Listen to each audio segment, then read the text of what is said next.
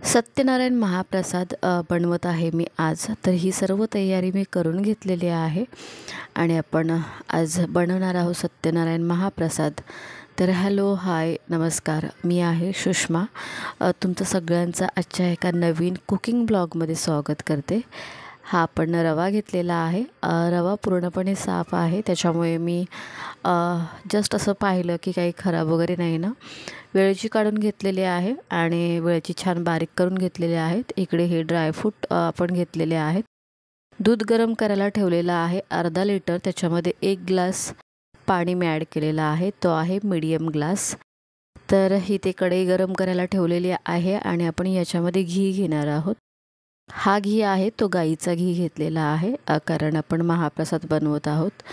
तर सर्वप्रथम आपण ना जे हे मनुके आहेत ना ते फ्राय करून घेऊया आणि त्याच्यानंतर मग बाकीचे ड्रायफ्रूट आपण घीमध्ये छान फ्राय करून घेणार आहोत. कोणताही पदार्थ हा एकाच पद्धतीने बनवून न खाता तो वेगवेगळ्या पद्धतीने बनवून खाल्ला तर त्या पदार्थाची चव अजून दुगणी होते आणि खाणारेही स्वस्त आणि बनवणारेही मस्त. आपण जेव्हा महाप्रसाद बनवतो त्यावेळेस ना केळी ॲड करतो. तर ही केळी कशा पद्धतीने ॲड करायची म्हणजे की प्रसाद काळा नाही पडणार. बऱ्याचदा असं होतं की आपण चुकीच्या पद्धतीने ती केळी ॲड केल्यानंतर प्रसाद काळासुद्धा पडतो. पण ती जर योग्य पद्धतीने आपण केळी ॲड केली तर हा प्रसाद एकदम सर्वोत्कृष्ट बनतो आणि फार अप्रतिम अशी त्याची चव तयार होते. तर नक्की बघा हा पूर्ण व्हिडिओ आणि कसा आहे तो कॉमेंट्स करून सांगा. खूप महत्त्वाच्या टिप्स असणार आहेत ह्याच्यामध्ये, तर नक्की बघा पूर्ण व्हिडिओ. आणि हे सर्व आपण ड्रायफ्रूट म्हणजे आता ह्याच्यामध्येच आपण ॲड केलेले आहेत काजू आणि बदाम. हे सुद्धा एक 2 ते 3 मिनटं छान स्लो फ्लेमवरती फ्राय करून घ्यायचे आहेत. घी मी मुद्दामून जास्त घेतला आहे कारण की तो व्यवस्थित ऑब्झर्व व्हावा म्हणून. आणि जेव्हा आपण ड्रायफ्रूट काढतो ना तेव्हा गॅस बंद करून घ्यायचा आहे, कारण ऑलरेडी घी गरम झालेला असतो आणि मग त्याच्यामुळे ते ड्रायफ्रूट करपू शकतात. तर आता हे बंद गॅसमध्येच मी ह्या चारोळ्या ॲड केलेल्या आहेत आणि त्याच्यामध्ये ह्या चारोळ्या थोड्याशा एकदम वाफवून घेतलेल्या आहेत. चारोळ्यांना अशी स्वतःची थोडीशी वेगळी चव असते, त्याच्यामुळे जर तुम्ही घीमध्ये ॲड केलं आणि त्या चारोळ्या छान परतून घेतल्यात अशा पद्धतीने. घी छान गरम आहे त्याच्यामुळे ह्या चारोळ्या छान फ्राय झालेल्या आहेत आणि आपण आता ह्या प्लेटमध्ये काढून घेतलेल्या आहेत. त्याच्यानंतर हे ड्रायफ्रूट आपण बारीक करणार आहोत, पण ह्याच घीमध्ये आपण रवा भाजून घेणार आहोत. आधी रवा छान भाजून घेतल्यानंतर मग आपण ड्रायफ्रूट वगैरे बारीक करू. आणि हा जो प्रमाण आहे ना महाप्रसाद बनवण्याचा, त्याचा प्रमाण तुम्हाला हवा असेल तर नक्की सांगा. एकदम अचूक प्रमाण मी तुम्हाला सांगेन. आणि हा सुद्धा प्रमाण एकदम परफेक्ट आहे. जो मी आज 1.25 किलोचा बनवलेला आहे प्रसाद, महाप्रसाद. म्हणजे की जो रवा आहे तो 1.25 किलो आहे आणि बाकीची जी वस्तू घेतलेल्या आहेत त्याच्यापेक्षा कमी क्वांटिटीच्या घेतलेल्या आहेत. तर हा जो प्रमाण आजचा होता तो एकदम परफेक्टली होता माझा.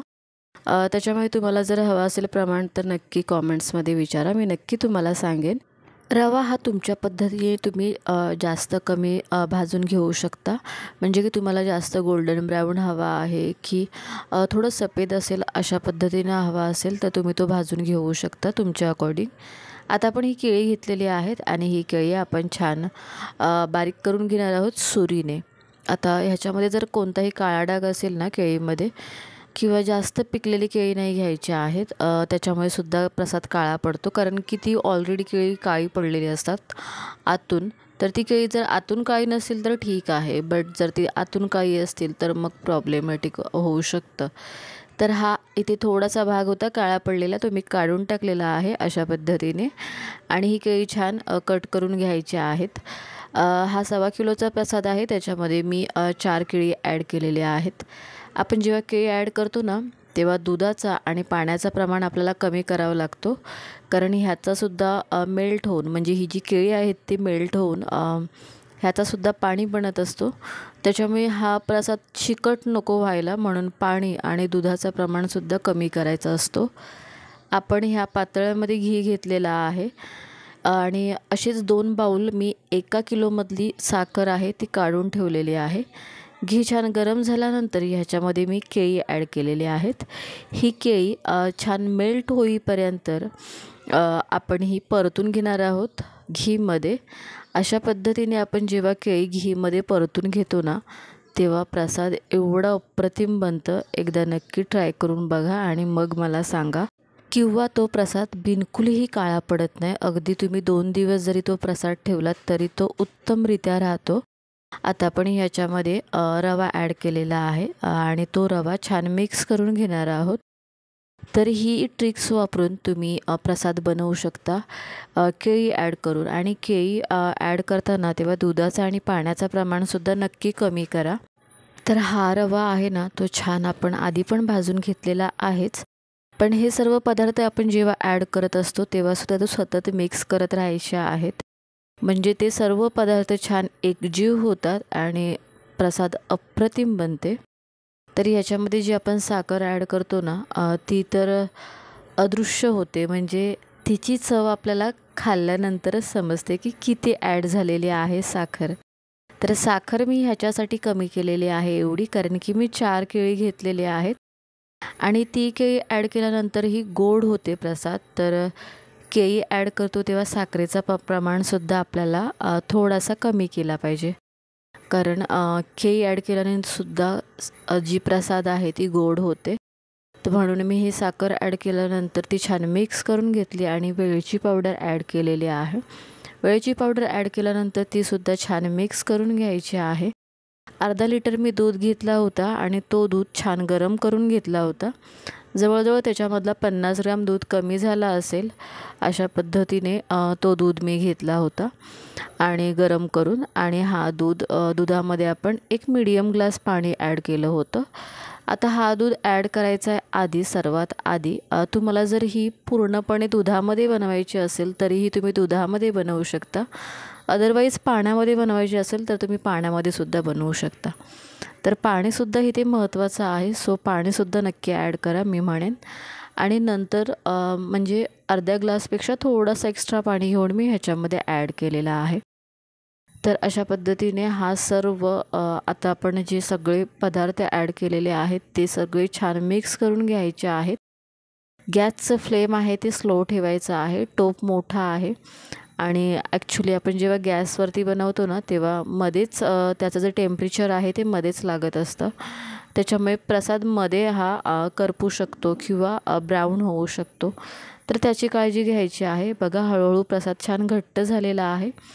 तुम्हाला असं बघून वाटत असेल की हा प्रसाद एकदम चिकट झालेला आहे वगैरे वगैरे, पण असं नाही।